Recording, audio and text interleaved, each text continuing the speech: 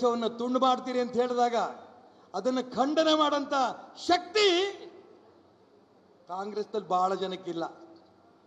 ನಂಗೆ ಬಹಳ ಸಂತೋಷ ಅಂದ್ರೆ ಒಂದೇ ಒಂದು ಸತ್ಯ ಹೇಳಿದ್ರು ಮನೆ ಸಿದ್ದರಾಮಯ್ಯನವರು, ನಾನು ಇದಕ್ಕೆ ಬಿಡಲ್ಲ.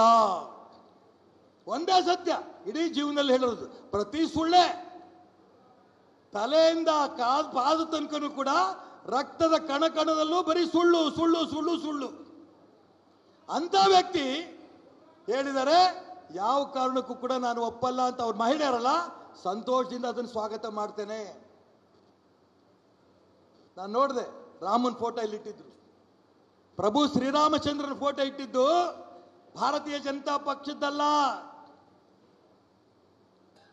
ಇಡೀ ವಿಶ್ವದಲ್ಲಿ ಅಯೋಧ್ಯಾಪತಿ ಶ್ರೀರಾಮಚಂದ್ರನ ಬಗ್ಗೆ ಹೊಗಳ್ತಾ ಇದ್ದಾರೆ. ಆ ಜಾತಿ ಈ ಜಾತಿ ಅಂತ ಕಾಂಗ್ರೆಸ್ನವರು ಸ್ವತಂತ್ರ ಬಂದಾಗ ಇವತ್ತಿನ ತನಕನು ಒಡೆದು ಒಡೆದು ಒಡೆದು ಛಿದ್ರ ಮಾಡಿಬಿಟ್ರು. ಜಾತಿಯನ್ನು ತುಂಡು ತುಂಡು ಮಾಡಿ ಆ ಜಾತಿ ಎಲ್ಲ ಜಾತಿಗಳನ್ನು ಕೂಡ ಒಟ್ಟಾಗಿ ಸೇರಿಸಿದಂತ ಯಾರು ವ್ಯಕ್ತಿ ಅಂದ್ರೆ ಪ್ರಭು ಶ್ರೀರಾಮಚಂದ್ರ. ನಮ್ಮೆಲ್ಲ ಕಾರ್ಯಕರ್ತರ ಹೃದಯದಲ್ಲಿ, ಕೋಟಿ ಕೋಟಿ ಜನರ ಹೃದಯದಲ್ಲಿ ಒಂದ್ ಕಡೆ ರಾಮ, ಮತ್ತೊಂದ್ ಕಡೆ ಮೋದಿ. ಇದು ಬಿಜೆಪಿ. ಮೋದಿ ಅಂತಿದ್ದಂಗೆನೆ ಬಹಳ ಜನ ಕಾಂಗ್ರೆಸ್ನವ್ರಿಗೆ ಎದೆ ಹೊಡೆದೋಗುತ್ತೆ. ಎಲ್ಲಿಂದ ಬಂದೋ ಈ ಪುಣ್ಯಾತ್ಮ? ನನ್ನ ಹೆಂಡತಿ ನನ್ನ ಮಗ ಕೂಡ ಬಿಜೆಪಿ ಓಟ್ ಕೊಡ್ತಾರೆ ಅಂತ ಕಾಂಗ್ರೆಸ್ ನಾಯಕರು ಹೇಳ್ತಾರೆ.